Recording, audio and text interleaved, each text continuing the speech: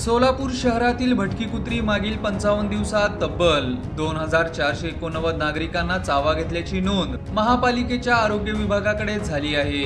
4 दिवसांपूर्वीच घोंगडे वस्तीत 9 वर्षीय समर्थ योगीनाथ स्वामी याचा रेबीजची लागण झाल्यामुळे मृत्यू झाला होता। त्यातच भटक्या कुत्र्यांनी चावा घेतलेली आकडेवारी समोर आल्याने सोलापूर शहरातील भटक्या कुत्र्यांवरील नियंत्रणाची आवश्यकता असल्याची बाब अधोरेखित झाली आहे।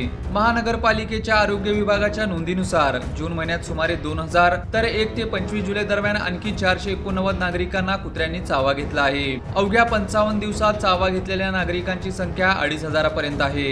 यामुळे भटक्या कुत्र्यांवरील नियंत्रणाचे मोठे आवाहन महापालिकेच्या आरोग्य विभागासमोर आले आहे। भटक्या कुत्र्यांची वाढती संख्या, निर्बीजीकरणासाठी अपुरा निधी तसेच प्राण्याबाबतच्या विद्यमान धोरणातील मर्यादेमुळे नागरिकांच्या सुरक्षतेचा प्रश्न ऐरणीवर आला आहे। सोलापूर शहरातील अनेक भागात भटक्या कुत्र्यांमुळे दिवस की रात्र त्या ठिकाणी बाहेरील व्यक्तीला जाणे देखील भीतीदायक बनले आहे। या पार्श्वभूमीवर महानगरपालिकेच्या आरोग्य अधिकारी डॉक्टर राखी माने यांनी नागरिकांना सतर्कतेचे आवाहन केले आहे।